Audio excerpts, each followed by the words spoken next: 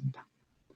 그래서 이런 아미오다론이 약은 포턴트한데 부작용에 문제가 있기 때문에 이걸 개발하고 개선하고자 하는 그런 약제가 개발되었고요. 그게 바로 드로네다론이죠. 멀텍이라고 나와 있는 약제인데, 드로네다론이 턱시스를 일으킨 주요한 이유는 거기 약제에 붙어 있는 아이오다이드기 때문에 그런데, 이 아이오다이드 기를 제거한 그런 약제로 만든 것이 드로네다론이고, 상당히 좋은 효과로 앞서 보여드린 아테나트랄 같은 경우에 심방세동 환자의 사망률 줄인 것으로 보고가 됐기 때문에 지금 임상에서 상당히 많이 사용이 되고 있는 약제입니다. 멀텍은 벤트리클 테키카디에는 아직 인디케이션이 없습니다. 에이트리얼 피브레이션 치료용으로 개발된 약제가 되겠고요. 도즈는 400ml BID, 200 내지 400ml 다 사용할 수 있을 것 같습니다. 아미오다론보다는 효과는 조금 떨어지는 것 같아요. 그렇지만 엑스트라 카디악 사이드 이펙트가 훨씬 적고요. 그 다음에 사망률, 아테나트라에서 AP 사망률을 줄인 것으로 보고가 되었지만, 그럼에도 불구하고 멀텍을 사용하지 말아야 되는 것은 헤프레프, 그러니까 이젝션 프랙션이 떨어진 하펠러에서는 사망률을 늘릴 수가 있고, 또 퍼머넌트 에이트리얼 피브레이션, 레이트 컨트롤 목적으로 드로네다론을 계속 쓰는 것은 클래스 3 컨트라인디케이션 되어 있습니다. 부작용점을 보면은 이하 클래스 3, 4의 하펠러나 퍼머넌트 에이트리얼 피브레이션, QT 프롤ongation 약제와 동반해서 사용하는 것, GFR이 낮은 환자, 조심하셔야 될 게 나비가트란, 항응고제죠. 나비가트란하고 같이 있는 병용 금기로 되어 있습니다. 그리고 주의해야 될 약제로 디곡신 베이타 블로커 이런 약제들이 있고요.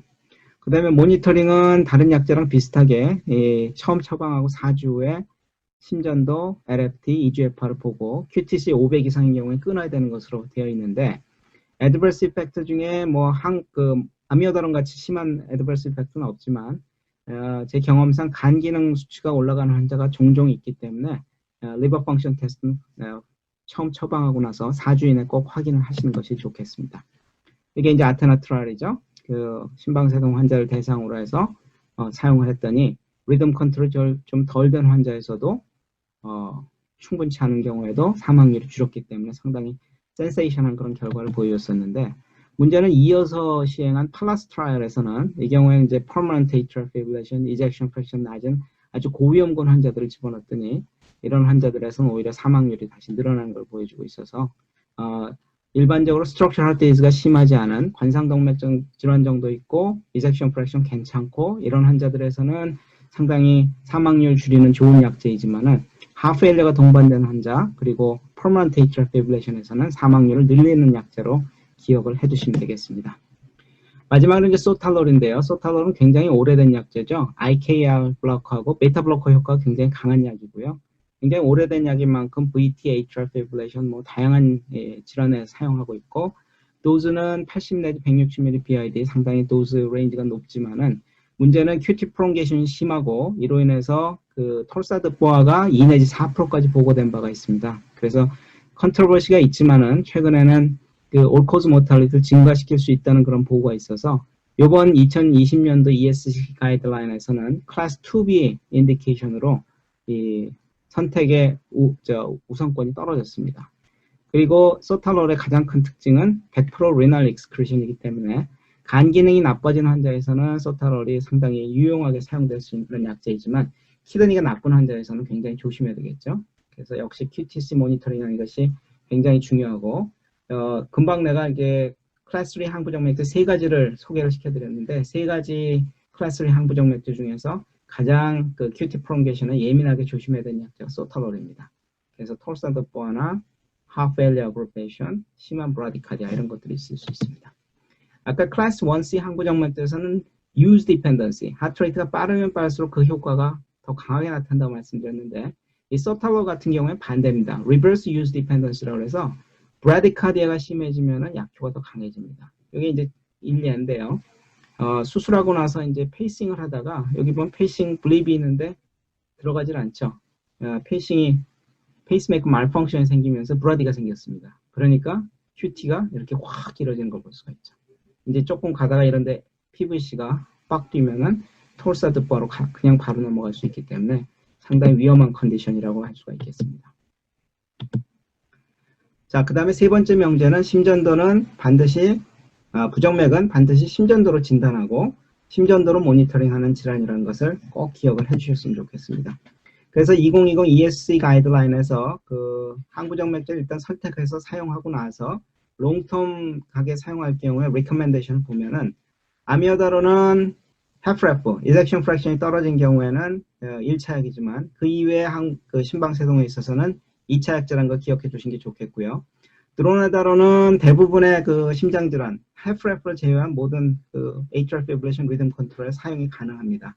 그리고 클래스 1C 항부정맥제인 플래케나이드나 프로파페너는 LV 펑션이 괜찮고 스트럭처럴 하트 디지즈가 없고 관상동맥 질환도 없는 경우에만 사용하도록 추천하고 있고요. 소탈롤은 과거에 많이 사용하고 있었지만 최근에는 이 톨사드보아 위험 때문에 클래스 2B로 떨어졌고요. 소탈롤 쓸 경우에는 QTC라든지 GFR 팔로우판인 것이 필수적이 되겠습니다. 플래케나이드 사용할 때는 앞서 유즈 디펜던시 보셨듯이 AB 노드 컨덕션이 빨라질 경우에는 프로리스미아가 올 수가 있기 때문에 AB 노드 블로커, 베타 블로커나 캐슘 블로커를 같이 컨비네이션하는 것이 도움이 되겠고요.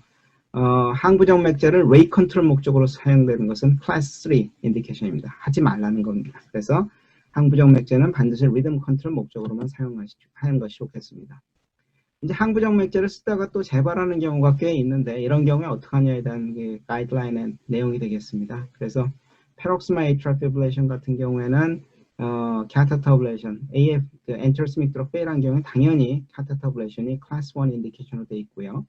persistent AFib 같은 경우에도 증상이 있는 경우에는 캐타타블레이션 하는 것이 클래스 1 인디케이션인데 요번에 개정된 뭐냐면은 HFrEF, heart failure가 있는 paroxysmal atrial fibrillation 또는 persistent atrial fibrillation에서는 캐타타블레이션이 클래스 1 인디케이션으로 올라갔습니다.